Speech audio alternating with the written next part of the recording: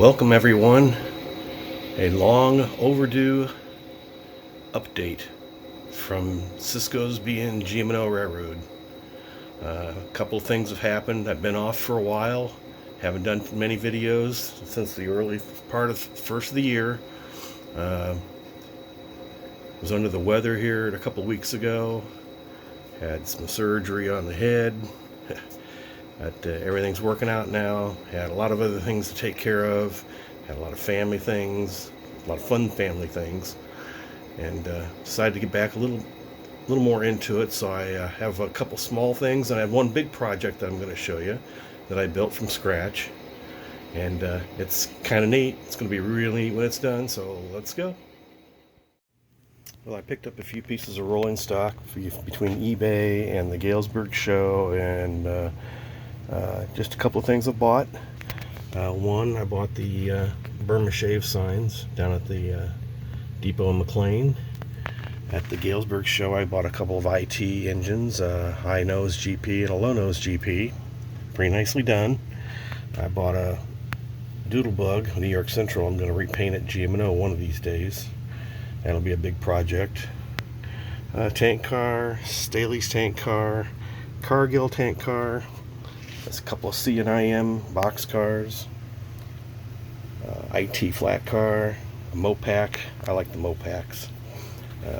Hopper, and Southern Pacific. This was the recent Walters mainline release, and so I was happy to get those. And let's go see what else we have. I just finished a Texaco gas station. This is the neighborhood I used to live in. This would be Grove Street and McClellan Street, and then the block over would be Olive Street. And there's my mom and dad's house. Looks almost just like it, little shotgun house. 2-car garage in the back, green and white. But Mr. Hauk, or Mr. Wolf, was a neighbor of ours, and his brother owned that. So that's back in the days when you had a gas station on every 2 blocks. So put that in there, and that should be fairly accurate for the neighborhood. My big project was I built a control panel for 17 switches for the Bloomington Towanda division, I call it. This is this entire side of the table, all the way out, all the different lines.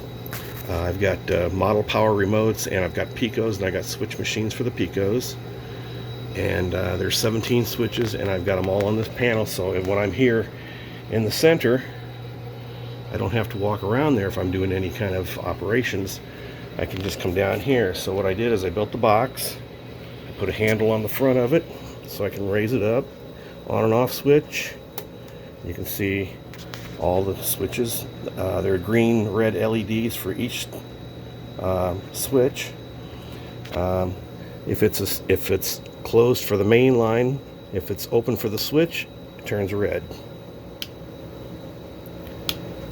So the green LEDs are on all the time, and it's all wired underneath. This is my wiring process that I built. It's all wired down to these terminal strips. And I've got the terminal strips, probably can't see them, but they're lettered. There's 2 grounds, and then there's a set of red ones for a green and red light. So one ground comes from the power supply right here. One ground runs right directly to the switches, or to the lights, and then they run directly to the terminal switches for the lights, and that'll be the one black line. The other black line goes up here and goes through all these momentary switches,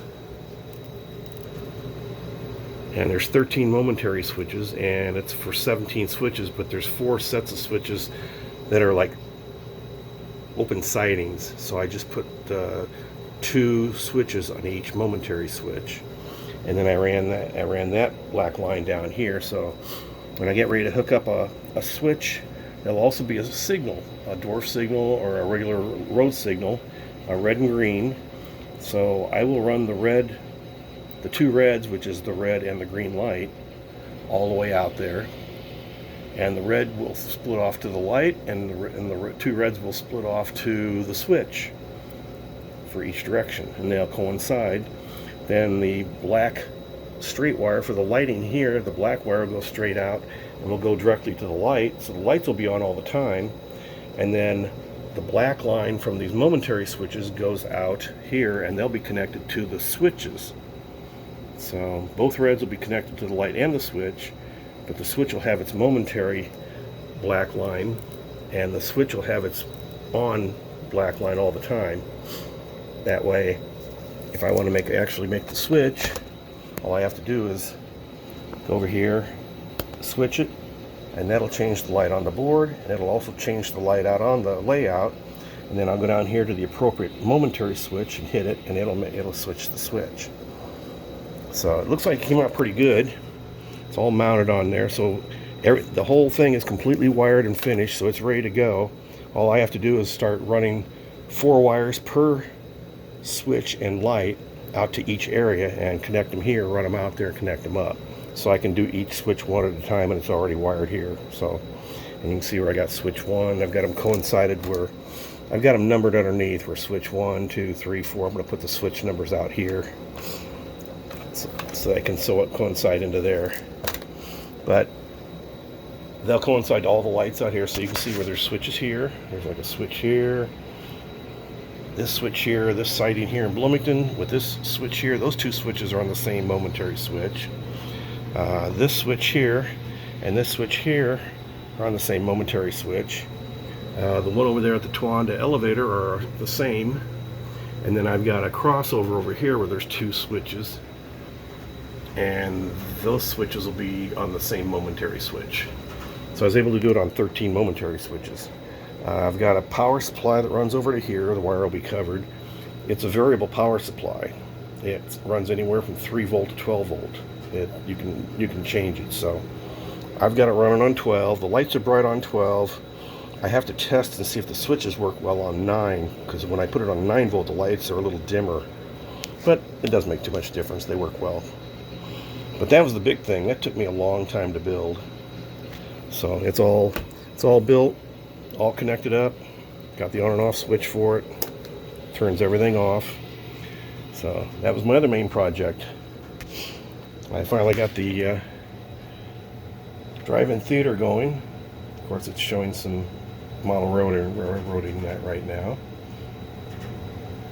And that's just a little 7-inch laptop that's connected to Wi-Fi upstairs. It's got a power supply that runs underneath, and it can run, I think it's at 80% right now, so it can run for a couple of hours. So if I'm down here doing some operations or something, I can just turn it on, bring up YouTube, put something on there, make videos of videos. So, but that's pretty much what I've been doing. I've got the rest of it out here. I am putting some there's my sound box, which has a pretty good sound to it when I accelerate it.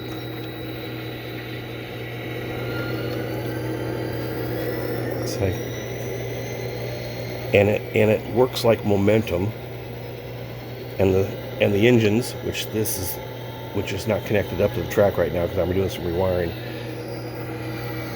But it will, the engines will take off in momentum mode and run really nice. Of course, I have the Leslie horn.